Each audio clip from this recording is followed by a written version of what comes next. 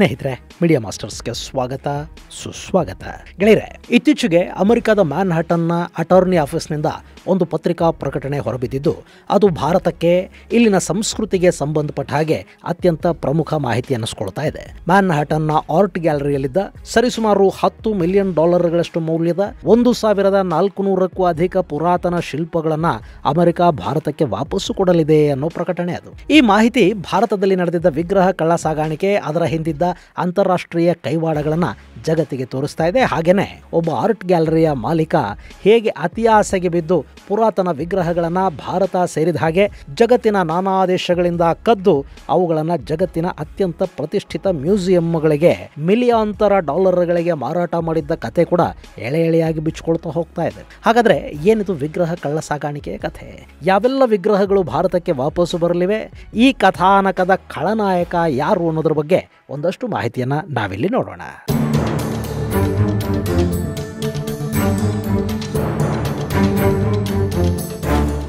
ಗೆಳೆಯರೆ, ಈ ಕಥೆ ಆರಂಭ ಆಗೋದು 1980ರ ಸುಮಾರಿನಿಂದ. ಆದರೆ ಅದಕ್ಕೆ ಬಹುದೊಡ್ಡ ತಿರುವು ಸಿಕ್ಕಿದ್ದು 2011ರಲ್ಲಿ. ಅವತ್ತಿಗೆ ಭಾರತದ ಸೆಂಟ್ರಲ್ ಬ್ಯೂರೋ ಆಫ್ ಇನ್ವೆಸ್ಟಿಗೇಷನ್ ಅಂತಾರಾಷ್ಟ್ರೀಯ ಮಟ್ಟದಲ್ಲಿ ಭಾರಿ ಸದ್ದು ಮಾಡಿತು. ಭಾರತಕ್ಕೆ ತುಂಬಾ ಬೇಕಾಗಿದ್ದ ಆರೋಪಿಯೊಬ್ಬನ ಕುರಿತಾಗಿ ಅಂತಾರಾಷ್ಟ್ರೀಯ ಸಮುದಾಯಕ್ಕೆ ಒಂದು ಎಚ್ಚರಿಕೆಯನ್ನು ಕೊಡ್ತು. ಸಿಬಿಐ ಮನವಿಯ ಮೇರೆಗೆ ಇಂಟರ್ಪೋಲ್ ಆ ಆರೋಪಿಯ ಬಂಧನಕ್ಕೆ ರೆಡ್ ಕಾರ್ನರ್ ನೋಟಿಸ್ ಅನ್ನು ಜಾರಿ ಮಾಡಿತು. ಅವನ ಮೇಲೆ ಅರಿಯಾಲೂರು ನ್ಯಾಯಾಲಯ ನಾನ್ ಬೇಲಬಲ್ ವಾರೆಂಟ್ ಅನ್ನ ಇಶ್ಯೂ ಮಾಡಿದ್ದ ಕಾರಣದಿಂದ ಅವನು ಅಂತಾರಾಷ್ಟ್ರೀಯ ವಿಮಾನ ನಿಲ್ದಾಣದಲ್ಲಿ ಬಂಧನಕ್ಕೊಳಗಾಗುವ ಭೀತಿ ಶುರುವಾಯಿತು. ಹೀಗೆ ರೆಡ್ ಕಾರ್ನರ್ ನೋಟಿಸ್ ಹೊರಡಿಸಿದ ಕೆಲವೇ ದಿನಗಳಲ್ಲಿ ಅವನು ಜರ್ಮನಿಯ ಫ್ರಾಂಕ್ಫರ್ಟ್ ಇಂಟರ್ನ್ಯಾಷನಲ್ ಏರ್ಪೋರ್ಟ್ಗೆ ಬಂದ. ಅವನನ್ನ ಅಲ್ಲಿ ಜರ್ಮನಿಯ ಪೊಲೀಸರು ಅರೆಸ್ಟ್ ಮಾಡಿದರು. 2011ರ ಅಕ್ಟೋಬರ್ 30ನೇ ತಾರೀಕು ಈ ವಿಗ್ರಹ ಕಳ್ಳನನ್ನ ಬಂಧಿಸಿದ ಜರ್ಮನಿ 2012ರ ಜುಲೈ 14ನೇ ತಾರೀಕು ಅವನನ್ನ ಭಾರತಕ್ಕೆ ಹಸ್ತಾಂತರ ಮಾಡಿತು. ಅಲ್ಲಿಂದ ಅವನನ್ನ ಚೆನ್ನೈಗೆ ಕರ್ಕೊಂಡು ಬಂದರು. ಹೀಗೆ ಜರ್ಮನಿಯಲ್ಲಿ ಬಂಧಿತನಾಗಿ ಭಾರತಕ್ಕೆ ಬಂದ ಆ ಆರೋಪಿಯ ಹೆಸರು ಸುಭಾಷ್ ಕಪೂರ್. ಸುಭಾಷ್ ಕಪೂರ್ ಅಂದ ಕೂಡಲೇ ಇವನು ಯಾರೋ ಸಿನಿಮಾಗೆ ಸಂಬಂಧಿಸಿದವನು ಅಂತ ಅಂದ್ಕೊಳ್ಳೋದಕ್ಕೆ ಹೋಗಬೇಡಿ. ಅವನು ಅಮೆರಿಕದ ಮ್ಯಾನ್ಹಟನ್ನಲ್ಲಿ ಒಂದು ಫೈನ್ ಆರ್ಟ್ ಗ್ಯಾಲರಿಯನ್ನ ನಡೆಸ್ತಾ ಇದ್ದ. ಅದರ ಹೆಸರು art of the past gallery ಅಂತ.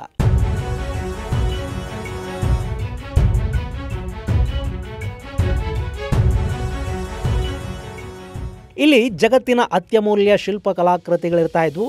ಅವುಗಳಿಗೆ ಅಂತಾರಾಷ್ಟ್ರೀಯ ಮಾರುಕಟ್ಟೆಯಲ್ಲಿ ಸಾಕಷ್ಟು ಬೇಡಿಕೆ ಕೂಡ ಇತ್ತು. ಅದರಲ್ಲೂ ಪುರಾತನ ಕಲಾಕೃತಿಗಳಿಗೆ ಹೆಚ್ಚಿನ ಬೆಲೆ ಸಿಗ್ತಾ ಇತ್ತು. ಹೀಗಾಗಿ ಈ ಕಪೂರ್ ನಾನಾ ದೇಶಗಳಿಂದ ಪುರಾತನ ವಸ್ತುಗಳನ್ನ ಸ್ಮಗಲ್ ಮಾಡಿಸ್ತಾ ಇದ್ದ.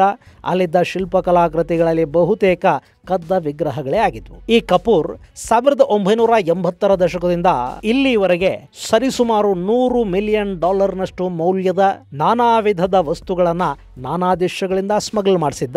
ಅವನು ಭಾರತ, ಪಾಕಿಸ್ತಾನ, ಆಗ್ನೇಯ ಏಷ್ಯಾ ದೇಶಗಳಲ್ಲಿನ ಅತ್ಯಪರೂಪ ಶಿಲ್ಪ ಕಲಾಕೃತಿಗಳನ್ನ ಕದ್ದು ಬೇರೆ ಬೇರೆ ಕಡೆಗಳಿಗೆ ಅವುಗಳನ್ನ ಮಾರಾಟ ಕೂಡ ಮಾಡಿದ್ದ. ಅದರಲ್ಲೂ ಪ್ರಮುಖವಾಗಿ ಭಾರತದ ರಾಜರ ಕಾಲದ ಶಿಲ್ಪಗಳ ಮೇಲೆ ಅವನ ಕಣ್ಣು ಹೆಚ್ಚು ಬೀಳ್ತಾ ಇತ್ತು. ಅದರಲ್ಲೂ ಪ್ರಮುಖವಾಗಿ ಭಾರತದ ದೇವಾಲಯಗಳಲ್ಲಿನ ಪುರಾತನ ಶಿಲ್ಪಗಳ ಮೇಲೆ ಅವನು ವಿಪರೀತ ಪ್ರಮಾಣದಲ್ಲಿ ಕಣ್ಣು ಹಾಕ್ತಾ ಇದ್ದ. ಹೀಗಾಗಿ ಕಪೂರ್ ಅಂದ್ರೆ ಭಾರತದ ದೇವಾಲಯಗಳಲ್ಲಿನ ವಿಗ್ರಹಗಳೇ ಬೆಚ್ಚಿ ಬೀಳೋ ಪರಿಸ್ಥಿತಿ ಇತ್ತು. ಗೆಳೆಯರೆ, ಅವನು ಸಹಸ್ರಾರು ವಿಗ್ರಹಗಳನ್ನ ಕಳುವು ಮಾಡಿಸಿದ್ದ. ಅವು ನಾನಾ ದೇಶಗಳಿಂದ ಅಮೆರಿಕಾದ ಇವನ ಆರ್ಟ್ ಗ್ಯಾಲರಿಯನ್ನು ತಲುಪಿ ಅಲ್ಲಿಂದ ಮತ್ತೆ ಬೇರೆ ಬೇರೆ ದೇಶಗಳಿಗೆ ಹೋಗಿದ್ವು. ಆ ವಿಗ್ರಹಗಳ ನೈಜತೆ, ಅವುಗಳ ಪುರಾತನ ಇತಿಹಾಸವನ್ನು ಕಂಡು ನಾನಾ ಪ್ರತಿಷ್ಠಿತ ಮ್ಯೂಸಿಯಂಗಳು ಮಿಲಿಯಾಂತರ ಡಾಲರ್ಗಳನ್ನ ಕೊಟ್ಟು ಇವನಿಂದ ಆ ವಿಗ್ರಹಗಳನ್ನ ಖರೀದಿ ಮಾಡ್ತಾ ಇದ್ವು. ಹೀಗೆ ವಿಗ್ರಹಗಳನ್ನ ಸ್ಮಗಲ್ ಮಾಡಿಸ್ತಾ ಇದ್ದ ಕಪೂರ್ ಎಷ್ಟು ದಿನ ಅಂತ ಪೊಲೀಸರಿಂದ ತಪ್ಪಿಸ್ಕೊಳ್ಳೋದಿಕ್ಕೆ ಸಾಧ್ಯ?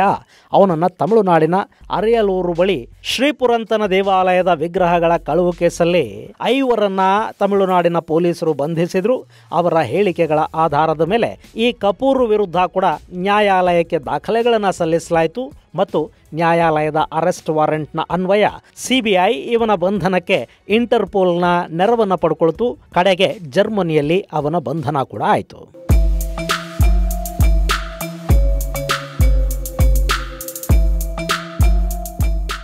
ಗೆಳೆಯರೆ, ಇವತ್ತಿಗೂ ಕೂಡ ನೀವು ಸಾಕಷ್ಟು ಪುರಾತನ ದೇವಾಲಯಗಳಿಗೆ ಹೋದರೆ ಅಲ್ಲಿ ಗರ್ಭಗುಡಿಯಲ್ಲಿನ ವಿಗ್ರಹಗಳ ಫೋಟೋ ತೆಗೆಯೋದಕ್ಕೆ ಬಿಡೋದಿಲ್ಲ. ಮೊಬೈಲ್ ಹಾಗೂ ಕ್ಯಾಮರಾಗಳನ್ನು ಒಳಗೆ ತಗೊಂಡೇ ಬರಬೇಡಿ ಅಂತ ಅಲ್ಲಿ ಬೋರ್ಡೇ ಹಾಕಿರ್ತಾರೆ ಮತ್ತು ಕೌಂಟರಲ್ಲಿ ನಿಮ್ಮ ಮೊಬೈಲು ಕ್ಯಾಮರಾಗಳನ್ನು ಇಟ್ಟುಕೊಂಡೇ ನಿಮ್ಮನ್ನು ಒಳಗೆ ಬಿಡೋ ಪದ್ಧತಿಯನ್ನು ಇವತ್ತು ಸಾಕಷ್ಟು ದೇವಾಲಯಗಳು ಅನುಸರಿಸ್ತಾ ಇವೆ. ಯಾಕೆ ಅಂತ ಯಾವತ್ತಾದರೂ ಯೋಚನೆ ಮಾಡಿದ್ದೀರಾ? ಇಲ್ಲಿ ಕಾರಣ ಸ್ಪಷ್ಟ ಇದೆ. ದೇವಾಲಯಗಳಲ್ಲಿನ ವಿಗ್ರಹದ ಫೋಟೋಗಳನ್ನು ತೆಗೆದು ಅವುಗಳನ್ನು ವಿಗ್ರಹ ಖರೀದಿದಾರರಿಗೆ ದೇವಾಲಯಗಳಿಗೆ ಕಳುಹಿಸಿ ಅಂತಾರಾಷ್ಟ್ರೀಯ ಮಟ್ಟದಲ್ಲಿ ಆ ವಿಗ್ರಹಗಳಿಗೊಂದು ಡೀಲ್ ಅನ್ನ ಕುದುರಿಸಿಕೊಂಡು ಆ ನಂತರ ದೇವಾಲಯಗಳಿಂದ ವಿಗ್ರಹಗಳನ್ನ ಕದಿಯುವ ಸಾಕಷ್ಟು ಜಾಲಗಳು ಇವತ್ತು ಆಕ್ಟಿವ್ ಆಗಿ ಕೆಲಸ ಮಾಡ್ತಾ ಇವೆ. ವಿಗ್ರಹಗಳ ಕಳುವಿಗೆ ಮತ್ತು ಕಳ್ಳ ಸಾಗಾಣಿಕೆದಾರರಿಗೆ ಅನುಕೂಲ ಆಗತ್ತೆ ಅನ್ನೋ ಕಾರಣಕ್ಕೇನೆ ಇವತ್ತು ಸಾಕಷ್ಟು ದೇವಾಲಯಗಳು ಗರ್ಭಗುಡಿಗಳಲ್ಲಿನ ವಿಗ್ರಹಗಳ ಫೋಟೋಗಳನ್ನು ತೆಗಿಬೇಡಿ ಅಂತ ಹೇಳ್ತಾ ಇವೆ. ಅಫ್ಕೋರ್ಸ್ ಇನ್ನು ಕೆಲ ದೇವಾಲಯಗಳಲ್ಲಿ ಯಾಕೆ ಫೋಟೋ ತೆಗಿಬಾರದು ಅನ್ನೋದು ಗೊತ್ತಿಲ್ಲದೆ ಕೂಡ ಫೋಟೋಗಳನ್ನು ತೆಗಿಬೇಡಿ ಅಂತ ಹೇಳೋರನ್ನು ನೀವು ನೋಡಿರ್ತೀರಿ. ಗರ್ಭಗುಡಿಯಲ್ಲಿನ ವಿಗ್ರಹದ ಫೋಟೋ ತೆಗೆದುಬಿಟ್ರೆ ತೆಗೆದವ್ರ ಕಣ್ಣುಗಳೇ ಹೋಗ್ಬಿಡುತ್ತವೆ ಅಂತ ನನಗೆ ಬಿಳಿಗಿರಿ ರಂಗನ ದೇವಾಲಯದ ಅರ್ಚಕರು ಹೇಳಿದ್ದು ಇನ್ನೂ ನೆನಪಿದೆ. ಇಲ್ಲಿ ಫೋಟೋಗಳನ್ನ ತೆಗೆದ್ರೆ ತೆಗೆದವರ ಕಣ್ಣು ಅಥವಾ ಆ ವಿಗ್ರಹದ ಪಾವಿತ್ರ್ಯಕ್ಕೋ ಏನೂ ಆಗ ಹೋಗೋದಿಲ್ಲ. ಅಲ್ಲಿ ಎರಡು ಕಾರಣಗಳಿಗೆ ಫೋಟೋಗಳನ್ನ ನಿಷೇಧ ಮಾಡಿರ್ತಾರೆ. ಒಂದು, ಈ ಫೋಟೋಗಳು ಹೊರಗೆ ಹೋಗಿ ಸ್ಮಗ್ಲರ್ಗಳ ಕಣ್ಣಿಗೆ ದೇವಾಲಯದ ಪುರಾತನ ವಿಗ್ರಹ ಬೀಳದಂತಾಗಲಿ ಅನ್ನೋದು ಒಂದು ಉದ್ದೇಶ. ಇನ್ನು ಎರಡನೆಯ ಉದ್ದೇಶ, ಅಲ್ಲೊಂದಷ್ಟು ಲಾಬಿಗಳಿರುತ್ತವೆ, ಅವು ದೇವರ ವಿಗ್ರಹದ ಫೋಟೋಗಳಿಗೆ ಫ್ರೇಮ್ ಹಾಕಿ ಹೊರಗಡೆ ಇಟ್ಟು ಮಾರಾಟ ಮಾಡ್ತಾ ಇರುತ್ತವೆ. ನಾವು ಅಲ್ಲಿಗೆ ಹೋದವರು ನಾವೇ ಫೋಟೋಗಳನ್ನ ತಗೋತಾ ಹೋದ್ರೆ ಆ ಹೊರಗಡೆ ಮಾರಾಟ ಮಾಡ್ತಾ ಇರೋರ ಹೊಟ್ಟೆ ಮೇಲೆ ಹೊಡೆದ ಹಾಗಾಗತ್ತೆ. ಹೀಗಾಗಿ ಕೂಡ ಅಲ್ಲಿ ಫೋಟೋ ತೆಗಿಬೇಡಿ ಅಂತ ಹೇಳೋ ಪದ್ಧತಿ ನಮ್ಮಲ್ಲಿದೆ. ಇನ್ನು ಈ ಕಪೂರ್ ಗ್ಯಾಂಗ್ ಇದೆ ನೋಡಿ, ಇದು ತಮಿಳುನಾಡಲ್ಲಿ ಸಾಕಷ್ಟು ವಿಗ್ರಹಗಳನ್ನ ಹೊತ್ತೊಯ್ತಾ ಇತ್ತು. ತಮಿಳುನಾಡಲ್ಲಿ ಲಕ್ಷಾಂತರ ಪುರಾತನ ದೇವಾಲಯಗಳಿವೆ. ಸಹಸ್ರಾರು ವರ್ಷಗಳ ಕಾಲ ಚೋಳ, ಚೇರ, ಪಾಂಡ್ಯ, ಹೊಯ್ಸಳ, ವಿಜಯನಗರದ ಆಳ್ವಿಕೆಗೆ ಒಳಪಟ್ಟಿದ್ದ ತಮಿಳುನಾಡು ಇವತ್ತಿಗೂ ಕೂಡ ಅತ್ಯಂತ ಸುಂದರ ದೇವಾಲಯಗಳ ನಾಡು ಅಂತ ಅನ್ನಿಸ್ಕೊಳ್ತಾ ಇದೆ. ಅಲ್ಲಿನ ದೇವಾಲಯಗಳಲ್ಲಿ ಅತ್ಯದ್ಭುತವಾದ ಶಿಲ್ಪಕಲಾಕೃತಿಗಳಿವೆ. ಚೋಳರ ಕಾಲದಲ್ಲಿ ಮಾಡಿಸಲಾದ ಪಂಚಲೋಹದ ವಿಗ್ರಹಗಳೂ ಅಲ್ಲಿವೆ. ಅಂಥ ವಿಗ್ರಹಗಳೇ ಈ ಕಳ್ಳರ ಟಾರ್ಗೆಟ್ ಆಗ್ತಾ ಇದ್ವು.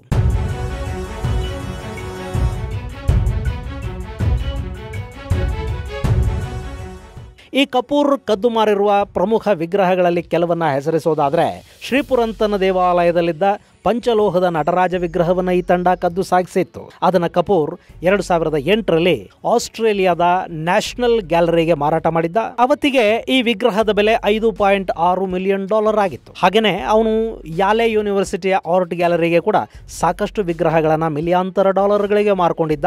ಇನ್ನು ಮಧ್ಯಪ್ರದೇಶದ ದೇವಾಲಯದಿಂದ ಕದ್ದಿದ್ದ ಮರಳುಗಲ್ಲಿನ ನೃತ್ಯ ಭಂಗಿಯ ಶಿಲ್ಪ ಹಾಗೂ ತಾನೇಸೇರ್ನ ದೇವಿಯ ವಿಗ್ರಹ ಕೂಡ ಅವನು ಕಳುವು ಮಾಡಿದ ವಿಗ್ರಹಗಳ ಪಟ್ಟಿಯಲ್ಲಿ ಸೇರಿಕೊಂಡಿವೆ. ಈ ವಿಗ್ರಹಗಳನ್ನ 1980ರ ಸುಮಾರಲ್ಲಿ ಕಪೂರ್ ಕದ್ದಿದ್ದ ಅಂತ ಹೇಳಲಾಗ್ತಾ ಇದೆ. ಹೀಗೆ ಅವನು ಕದ್ದ ವಿಗ್ರಹಗಳ ಪಟ್ಟಿ ಮಾಡ್ತಾ ಹೋದ್ರೆ ಅದು ಇವತ್ತಿಗೆ ಮುಗಿಯುವಂಥದ್ದೇ ಅಲ್ಲ. ಗೆಳೆಯರೆ, ಇಲ್ಲಿ ಕಪೂರ್ ಯಾವಾಗ ವಿಗ್ರಹ ಕಳ್ಳ ಅನ್ನೋದು ಗೊತ್ತಾಯ್ತೋ ಆಗ ಸಾಕಷ್ಟು ದೇಶಗಳು ಇವನಿಂದ ಖರೀದಿ ಮಾಡಿದ ಸಾಕಷ್ಟು ವಿಗ್ರಹಗಳನ್ನ ವಾಪಸ್ಸು ಕೊಡೋದಕ್ಕೆ ಕೂಡ ಮುಂದಾದವು. ಅದರಲ್ಲೂ ಇವನು ಅಮೆರಿಕಾದಲ್ಲಿ ವಾಸ ಮಾಡ್ತಾ ಇದ್ದ. ಇವನ ವ್ಯಾಪಾರ ಕೇಂದ್ರ ಕೂಡ ಅಲ್ಲೇ ಇತ್ತು. ಹೀಗಾಗಿ ಅಮೆರಿಕ ಇವನು ಕದ್ದು ತಂದ ವಿಗ್ರಹಗಳನ್ನ ಎಲ್ಲೆಲ್ಲಿಂದ ಕದ್ದಿದ್ನೋ ಆಯಾ ದೇಶಗಳಿಗೆ ವಾಪಸ್ಸು ಕೊಡೋದಕ್ಕೆ 2022ರಲ್ಲಿ ಕ್ರಮ ಕೈಗೊಳ್ತು. 2022ರಲ್ಲಿ ಪಾಕಿಸ್ತಾನದಿಂದ ಕದ್ದಿದ್ದ ಸುಮಾರು 188 ಆಂಟಿಕ್ ವಸ್ತುಗಳನ್ನ ಅಮೆರಿಕ ಪಾಕ್ಗೆ ವಾಪಸ್ ಕೊಡ್ತು. ಅದರ ಮೌಲ್ಯ $3.4 ಮಿಲಿಯನ್ ನಷ್ಟಿತ್ತು. ಹಾಗೆ ಅದೇ ವರ್ಷ ಭಾರತಕ್ಕೆ ಸೇರಿದ್ದ $4 ಮಿಲಿಯನ್ ನಷ್ಟು ಮೌಲ್ಯದ ಒಟ್ಟು 307 ಕಲಾಕೃತಿಗಳು ಅಮೆರಿಕಾದಿಂದ ಭಾರತಕ್ಕೆ ವಾಪಸ್ ಬಂದವು. ಹಾಗೆ ಅದೇ ವರ್ಷ 13 ವಿಗ್ರಹಗಳನ್ನ ಸೌತ್ ಈಸ್ಟ್ ಏಷ್ಯಾದ ದೇಶಗಳಿಗೆ ವಾಪಸ್ ಕೊಡಲಾಯಿತು. ಇನ್ನು 2023ರಲ್ಲಿ ನ್ಯೂಯಾರ್ಕ್ನ ಮೆಟ್ರೋಪಾಲಿಟನ್ ಮ್ಯೂಸಿಯಂ ಆಫ್ ಆರ್ಟ್ಸ್ ಅಲ್ಲಿದ್ದ 15 ಪುರಾತನ ವಿಗ್ರಹ ಹಾಗೂ ವಸ್ತುಗಳನ್ನ ಅಮೆರಿಕ ಭಾರತಕ್ಕೆ ಹಿಂತಿರುಗಿಸಿತು. ಹಾಗೆ ಇದೇ ವರ್ಷ ಅಂದ್ರೆ 2024ರಲ್ಲಿ ಇಂಡೋನೇಷ್ಯಾ, ಕಾಂಬೋಡಿಯಾಗಳಿಗೆ ಸೇರಿದ್ದ ಶಿವನ ವಿಗ್ರಹಗಳನ್ನ ಕೂಡ ಅಮೆರಿಕ ವಾಪಸ್ಸು ಕೊಟ್ಟಿದೆ. ಈಗ ಭಾರತಕ್ಕೆ ಸೇರಿರುವ ಸುಮಾರು 1400 ವಸ್ತುಗಳನ್ನ, ವಿಗ್ರಹಗಳನ್ನ ವಾಪಸ್ಸು ಕೊಡೋದಕ್ಕೆ ಅಮೆರಿಕ ನಿರ್ಧರಿಸಿದೆ. ಅವುಗಳ ಮೌಲ್ಯ ಸುಮಾರು $10 ಮಿಲಿಯನ್ ಅಂತ ಹೇಳ್ತಾ ಇದ್ದಾರೆ.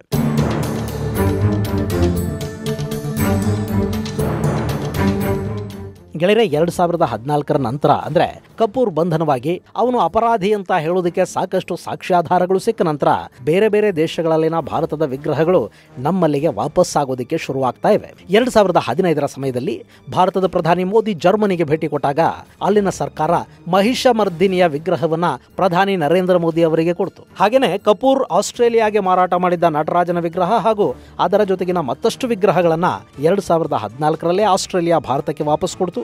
ಅವತ್ತು ಕೂಡ ಮೋದಿ ಆಸ್ಟ್ರೇಲಿಯಾ ಪ್ರವಾಸ ಪ್ರವಾಸವನ್ನು ಕೈಗೊಂಡಿದ್ರು. ಇಲ್ಲಿ ಭಾರತದಿಂದ ಹೊರ ಹೋಗಿರುವ ಸಾಕಷ್ಟು ವಿಗ್ರಹಗಳು ಜಗತ್ತಿನ ಪ್ರತಿಷ್ಠಿತ ಮ್ಯೂಸಿಯಂಗಳಲ್ಲಿ ಉಳ್ಕೊಂಡಿವೆ. ಅವುಗಳನ್ನು ಹೇಗಾದರೂ ಮಾಡಿ ಮತ್ತೆ ಭಾರತಕ್ಕೆ ವಾಪಸ್ಸು ತರುವ ಪ್ರಯತ್ನಗಳಲ್ಲಿ ಭಾರತ ತೊಡಗಿದೆ.